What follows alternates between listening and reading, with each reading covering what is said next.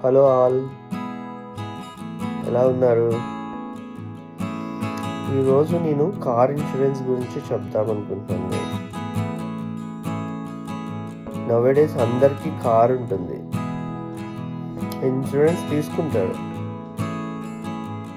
But renewal టైంలోనో చాలా తక్కువ మంది, అందరి గురించి కాదు, రెన్యువల్ చేసుకుంటారు ఆన్ టైం.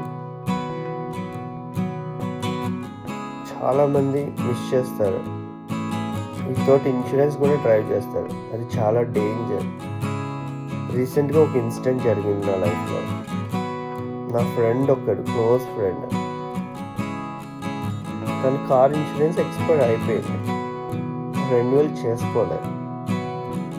మర్చిపోయాడో, వర్క్లో బిజీ ఉందో, ఏదో ఒక reason, any reason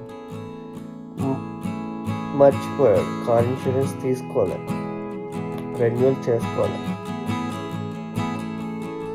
so incident జరిగింది. లక్కీగా తనకేం అవ్వలేదు. బట్ ఇన్సిడెంట్ జరిగినప్పుడు ఫ్యామిలీ మొత్తం కార్లోనే ఉంది. లక్కీగా ఎవరికి ఏం జరగలేదు. బట్ ఇక్కడ తను యూకేలో ఉంటాడు. యూకేలో లాస్ట్ చాలా స్ట్రిక్ట్గా ఉంటాయి. వాళ్ళకి వీసా ప్రాబ్లమ్స్ కూడా ఉంటాయి. Driving licence up to date లేకపోయినా, ఇన్సూరెన్స్ లేకపోయినా చాలా స్ట్రిక్ట్గా ఉంటాయి రూల్స్ ఇక్కడ. అయితే ఏమైందంటే ఇన్సూరెన్స్ ఎక్స్పైర్ అయిపోయింది. తనకు ఆ విషయం తెలియలేదో మరి ఏంటో తెలియదు. ఇన్సిడెంట్ జరిగినప్పుడు పోలీస్ వస్తారు. వెరిఫికేషన్లో తనకి లేదని తెలిసింది. లైసెన్స్ ఓకే, వితౌట్ ఇన్సూరెన్స్ ఇక్కడ కార్ని సీజ్ చేస్తారు. With family at that. Anyways transportation or friends help చేస్తారు. కానీ రిమార్క్ అయితే రికార్డ్స్లో అట్లాగే ఉంటుంది. తనకి పాయింట్స్ ఉంటాయి లైసెన్స్ మీద. లైసెన్స్ క్యాన్సిల్ చేస్తారు సమ్ టైమ్స్.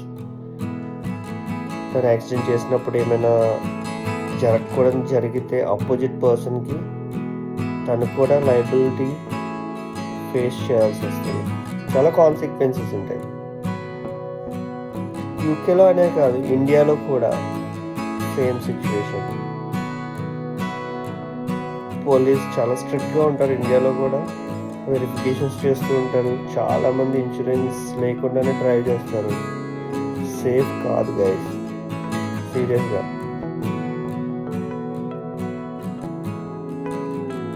దాని కాన్సిక్వెన్సెస్ చాలా దారుణంగా ఉంటాయి.